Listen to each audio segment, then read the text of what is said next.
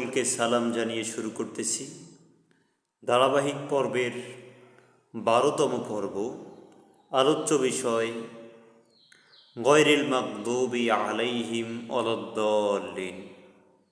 আমরা প্রতিনিয়ত এই কথাগুলো বলে থাকি সমস্ত মানুষেরই, যারা ঈমানদার বা মুসলমান সবাই এগুলো আমরা বলে থাকি।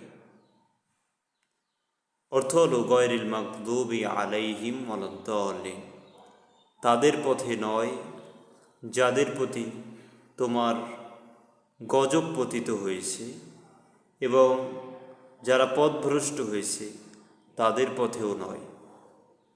আমাদেরকে আল্লাহ এই দুই শ্রেণীর মানুষদের পথে পরিচালিত করবেন না। এক নম্বরে মাগদুব মানে গজবপ্রাপ্ত, দুই নম্বরে দাল্লিন পথভ্রষ্ট।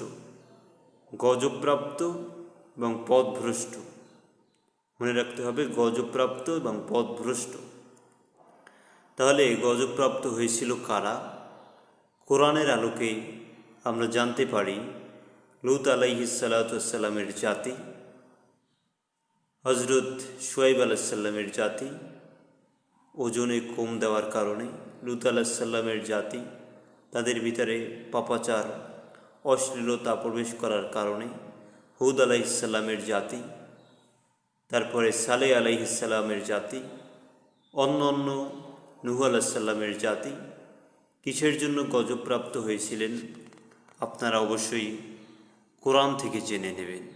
আমাদের সমাজে যত নৈতিক অবক্ষয়গুলো রয়েছে তাদের ভিতরে এগুলো মারাত্মক আকারে ধারণ করেছিল, যেগুলো আমাদের ভিতরেও এখন অনেকটাই দেখা যায় বা আমাদের ভিতরে রয়েছে।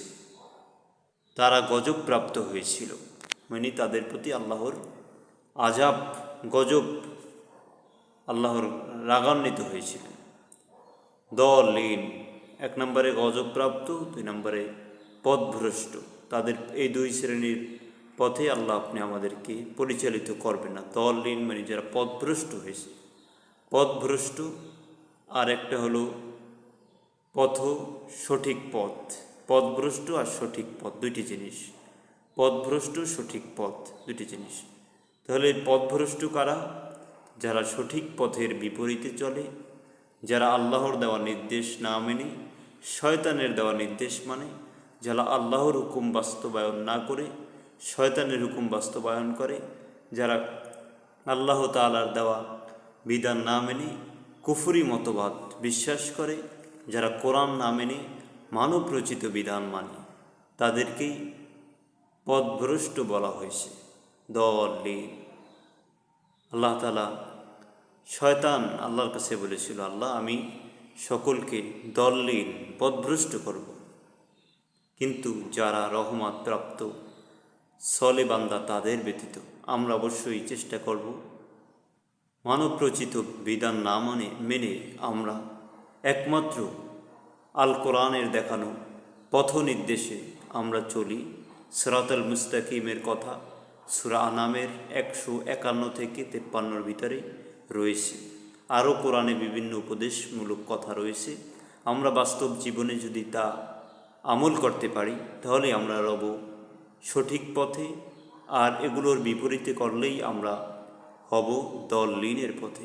আল্লাহ আমাদেরকে মানার তৌফিক দান করুক। সালাম জানিয়ে শেষ করতেছি।